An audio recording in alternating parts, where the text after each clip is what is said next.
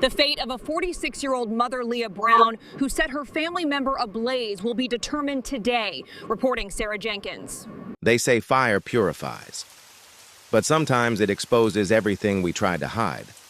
That night, flames didn't just consume a house, they consumed a promise, a family, and every illusion of safety that once lived behind those walls. This isn't a story about destruction. It's a story about what remains when the fire goes out.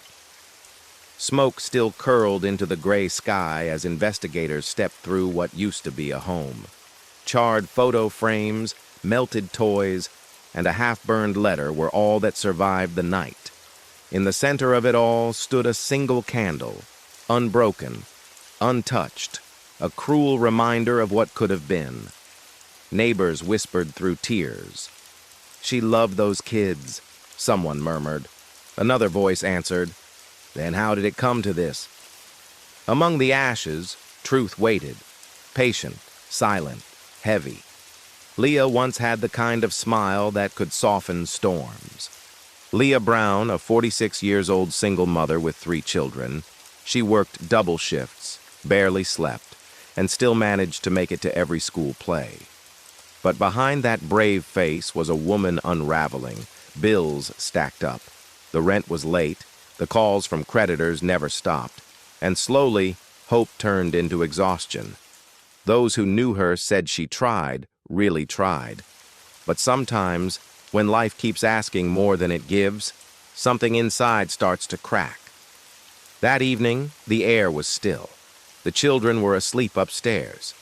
The house silent except for the hum of the refrigerator and Leah's quiet sobs at the kitchen table. We may never know what thoughts ran through her mind in those moments, only that she lit a match. And in a few heartbeats, everything changed. The flames spread fast, hungry and merciless. By the time neighbors saw the glow, it was already too late. Firefighters arrived within minutes. Through the thick smoke, they pulled Leah out first. Her words were fragmented, disbelief, grief, and shock all tangled together. She kept repeating one sentence over and over. "I didn't mean for it to happen." The paramedic nodded but said nothing. Because in tragedies like this, words don't heal. They haunt. When dawn came, so did the questions. Was it an accident? A desperate act? Or something far more complex, a moment of human collapse that no one saw coming? Detectives worked through the ashes, their faces solemn. Each fragment told a story, one the world would soon try to piece together. Leah, meanwhile, sat in a hospital bed, wrists bandaged, heart broken, eyes empty. Reporters waited outside. The story spread fast. Mother sets home ablaze. 18-year-old son survives. The world wanted villains and heroes, but this story had neither. Only people, broken, grieving, trying to understand. Ethan, Leah's oldest son, was 18. He escaped the fire. Barely. He watched the only home he'd ever known collapse in front of him, flames painting the sky a cruel orange. At the hospital, his hands shook as he spoke to detectives. He didn't defend his mother. He didn't condemn her either. He just said quietly, "She wasn't herself." We all saw it. Sometimes forgiveness and confusion live in the same breath. Months later, Leah stood before a courtroom, pale, silent, and trembling. The prosecutor spoke of responsibility. The defense spoke of despair. And the judge listened, not as a symbol of law, but as a human being forced to weigh mercy against consequence. Ethan took the stand. His voice was steady, but his eyes never met his mother's. "She made mistakes," he said, "but she loved us. I just wish she asked for help sooner." The courtroom fell silent. Even the air seemed to hold its breath. When the verdict came, Leah closed her eyes. Her punishment was measured in years, but the real sentence was the one she'd already been living. The loss, the memory, the endless what if. As officers led her away, Ethan whispered, "I forgive you." She looked up, tears falling, a faint smile forming through the sorrow. In that moment, justice didn't look like vengeance. It looked like understanding. The town changed after the trial. Churches began hosting support meetings. Neighbors checked on one another. Because sometimes it takes tragedy to remind a community that silence can be deadly, and compassion isn't optional. Ethan didn't return to that house again. He finished school, got a job, and began volunteering at a youth shelter. When asked why, he'd answer softly, "Because I know what it feels like to need someone and not have anyone listen." He didn't call it redemption, just responsibility. A promise that out of loss, something good could still grow. And maybe that's what healing really is. Not forgetting, but transforming pain into purpose. Years passed. Behind prison walls, Leah began to rebuild what was left of herself. She attended counseling sessions, worked in the library, and started writing letters, not to excuse herself, but to reflect. In one letter, she wrote, "If the fire taught me anything, it's that love isn't enough without peace. And peace doesn't come from pretending everything's fine. It comes from speaking, even when your voice trembles." Her letters became part of a nonprofit campaign, one focused on helping struggling parents find support before reaching a breaking point. Out of tragedy came advocacy.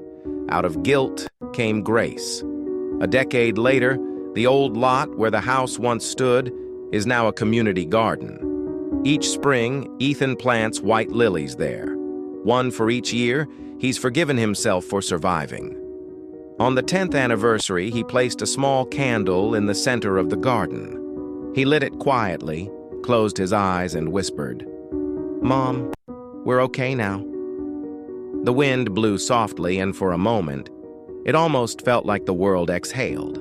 We often talk about justice like it's a finish line. But the truth is, justice is only the beginning, the start of rebuilding, remembering and recognizing that accountability and compassion must walk side by side. The system did what it had to do. But the community did something more. It healed.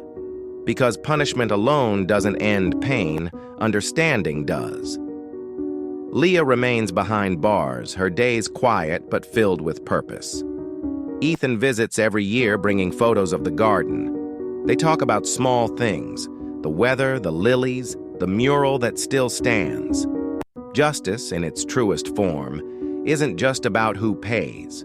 It's about who learns, who grows, and who dares to build something better from what was broken. When he leaves, Ethan always looks back once, not in anger, but in peace. He knows justice has been served, not because of a verdict, but because forgiveness finally found its voice. They said ashes tell their own story. They were right. Every blackened wall, every melted frame, every scar carries a truth we can't ignore. Pain left unspoken becomes a spark. But when faced, when shared, it becomes light. Leah's story isn't just about loss. It's about what we choose to do with the ashes life leaves behind.